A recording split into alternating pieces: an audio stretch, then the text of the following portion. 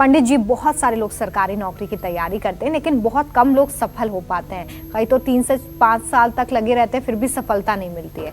तो कौन से ग्रह होते हैं कुंडली में जो कमजोर हो जाते हैं, अड़चने आती हैं, और गलतियां कौन कौन सी होती हैं जो सरकारी नौकरी पाने में हमें दिक्कत होती है? देखो, ऐसा है ओमटा, एक बात तो ये है कि नहीं विद्या नहीं बाहुबल, भाग्यम फलत सर्वदा, भाग्यम धावत अग्रे अग्रे। प्रारब्ध बहुत बड़ी चीज है। एक बच्चा ऐसी माँ के पेट से जन्म लेता है जिसके लिए सोने का कटोरा और चम्मच रखा रहता है दूध पीने के लिए, और एक बच्चा ऐसी माँ के कोख से जन्म लेता है जो पैदा होते ही कर्ज से दूध ले आकर के उसको पिलाया जाता है। इसमें ना उसने कर्म किया ना कर्म किया, दोनों गर्भ में एक जैसे रहे, लेकिन एक कहाँ आकाश पर, एक कहाँ जमीन के नीचे। तो भाग्य बहुत बड़ी चीज है अगर गंभीरता से ध्यान दिया जाए।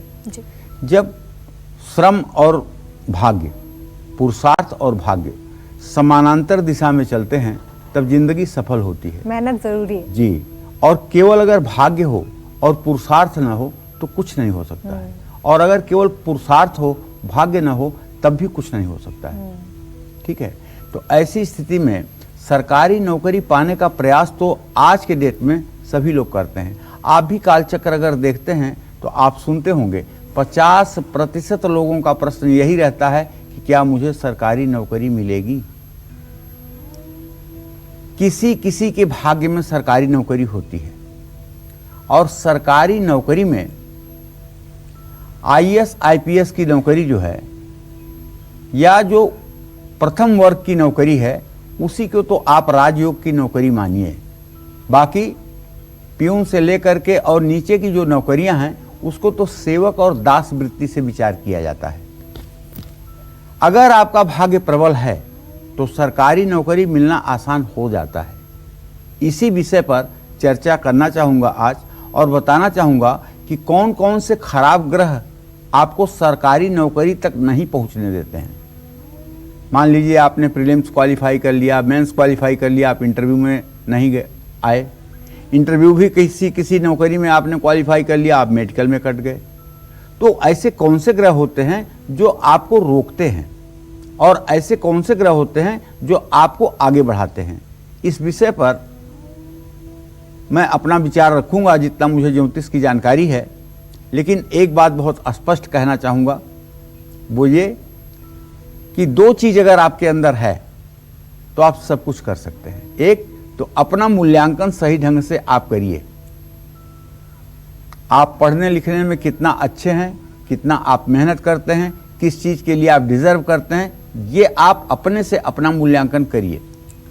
दूसरी बात, परिश्रम का कोई विकल्प नहीं है, और पढ़ाई भी सरस्वती की साधना है, और साधना में तपस्या जरूरी है। अगर आप विद्यार्थी हैं तो आपका भी जीवन एक तापस की तरह होना चाहिए, एक तपस्वी की तरह होना चाहिए, तभी आपको भी ये सिद्धि मिलती है। तो सरकारी नौकरी दिलवाने या प्राइवेट नौकरी दिलवाने में शनि ग्रह का सबसे अहम रोल होता है। आप कहेंगे ऐसा क्यों? तो ऐसा इसलिए कि शनि जो है ये नौकरी और दासत्व का कारक माना जाता है। इसके लिए शनि का कुंडली में मजबूत होना बहुत जरूरी होता है। कुंडली में शनि अगर मजबूत स्थिति में हो, कुंडली में अगर सूर्य 10वें भाव में हो या एकादश भाव में मजबूत स्थिति में हो, कुंडली में पंच महापुरुष योग, पंच महापुरुष योग उसको कहते हैं कि केंद्र में मंगल, बुध, बृहस्पति, शुक्र, शनि अपने राशि में या अपने उच्च राशि में हों तो इसको पंच महापुरुष योग कहते हैं। जैसे रुचक योग होता है, भद्र योग होता है, मालव्य योग होता है, हंस योग होता है, सस योग होता है। ये 5 प्रकार के पंच महापुरुष योग हैं जो लोगों को विशिष्ट बनाते हैं। तो कुंडली में अगर पंच महापुरुष योग है तो भी सरकारी नौकरी आसानी से मिलती है। लेकिन आपको एक चाबी बताना चाहता हूं, ज्योतिष की चाबी। ज्योतिष की चाबी ये है कि ये सारे पंच महापुरुष योग भी हों और सारे अच्छे ग्रह भी हों, लेकिन अगर दशमेश और तृतीयेश, 10वें भाव का स्वामी और तृतीय भाव का स्वामी निर्बल हो, अस्त हो, पीड़ित हो, तो सरकारी नौकरी तो बहुत दूर की बात है, प्राइवेट में चपरासी की भी नौकरी नहीं मिलेगी।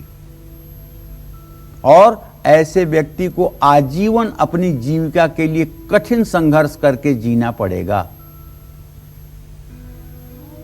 जानते हैं, गलतियां आप नहीं करते हैं, गलतियां आपको प्रेरित करता है कोई करने के लिए। और वो कौन प्रेरित करता है? वो आपका प्रारब्ध प्रेरित करता है। तो अब आपको बताना चाहता हूं कि किन गलतियों के कारण आपको सरकारी नौकरी मिलने में दिक्कत आती है। फिर आप कहेंगे कि अगर प्रारब्ध ही सब कुछ है तो उपाय क्यों? तो देखिए, जो लोग ईश्वर को शरणागत हो जाते हैं, जो लोग ईश्वर को सर्वस्व मान करके ईश्वर में ही अपना जीवन लगा देते हैं और कर्म करते हुए भी ईश्वर को ही उसका साक्ष्य मानते हैं, ऐसे लोगों के जीवन का भार ईश्वर अपने कंधे पर उठा लेता है और उनके जीवन में आने वाली कठिनाइयों का निराकरण वो परमपिता ही करता है। जो लोग पिता का निरादर करते हैं और अगर चाहते हैं कि उन्हें सरकारी नौकरी मिल जाए तो ये असंभव है। घर की पूर्व दिशा में अगर आपके डस्टबिन रखी जाती है, गंदगी है, कूड़ा रखा जाता है, वहाँ से स्मेल और बदबू आती है, तब भी आप समझ लीजिए कि यदि आप नौकरी में हैं तब भी आपके नौकरी पर रोज तलवार लटकी हुई है, कभी भी आपकी नौकरी जा सकती है। जो लोग सूर्योदय के बाद उठते हैं, देखिए विद्यार्थी अगर सूर्योदय के बाद उठे तो ठीक है, क्योंकि वो रात में 4 बजे तक पढ़ेगा और आप चाहो कि वो 5 बजे उठ जाए, ये तो अनर्थ है ना। गीता में भगवान कृष्ण ने कहा है, या निशा सर्वभूतानाम तस्याम जागर्ति संयमी यस्याम जागर्ति भूतानाम सा निशा पश्यतो मुने।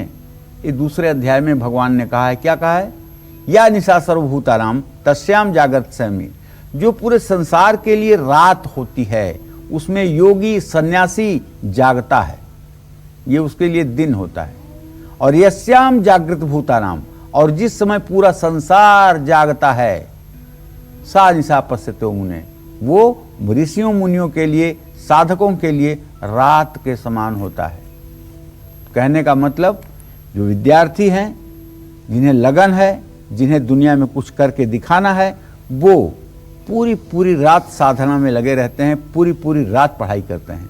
लेकिन स्वस्थ रहने के लिए 4 बजे 5 बजे सुबह वो सो जाते हैं, फिर 8-9 बजे उठते हैं। अगर उन्हें हम उंगली दिखाएं कि तुम सूर्योदय के समय क्यों नहीं उठते हो, ये अत्याचार होगा। वो जब उठेंगे तभी उनका सूर्योदय माना जाएगा, वो जब सूर्य को अर्घ देंगे तभी उनका सूर्योदय माना जाएगा। लेकिन यही बालक जिस दिन नौकरी में आ जाएंगे, जिस दिन तपस्या के जीवन से बाहर निकल जाएंगे, उस दिन से इनके लिए भी कानून बन जाएगा, सूर्योदय के समय उठना है, सूर्य को अर्घ देना है, नित्य क्रिया करनी। तो जो लोग सूर्योदय के बाद उठते हैं उनको सूर्य की कृपा कभी कभी मिल नहीं पाती है। और आज तो स्थिति यह है कि नौकरी हो या न हो, अगर आप सूर्योदय के समय नहीं उठते, सूर्य की रोशनी आप पर नहीं पड़ती है, तो आपके पूरे शरीर में दर्द बना रहेगा, विटामिन डी की कमी रहेगी, चेहरे पर आपके रौनक नहीं रहेगी। ये तमाम समस्याएं हैं।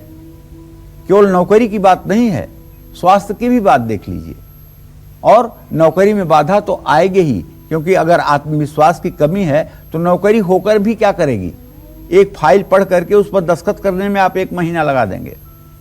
तो चलिए आपको बताना चाहूंगा कि देखिए, ये सब ऐसे ऐसे कुछ चीजें हैं जो नौकरी में बाधा उत्पन्न करती हैं, और इन बाधाओं से आपको मुक्त रहने के लिए श्रेष्ठ कर्म करने की जरूरत है, सकारात्मक सोच की जरूरत है। और सकारात्मक सोच रखने के साथ साथ आप अपने प्रतिभा का मूल्यांकन भी करें कि आप क्या कर सकते हैं, क्या नहीं कर सकते हैं। नमस्कार, मैं हूं मानक गुप्ता। अगर आपको हमारा ये वीडियो पसंद आया हो तो इसे लाइक और शेयर जरूर करें, और हां, हमें सब्सक्राइब और फॉलो करना ना भूलें, ताकि आप देश और दुनिया की कोई खबर मिस ना करें। तो जुड़े रहिए हमारे साथ और देखते रहिए न्यूज़ 24।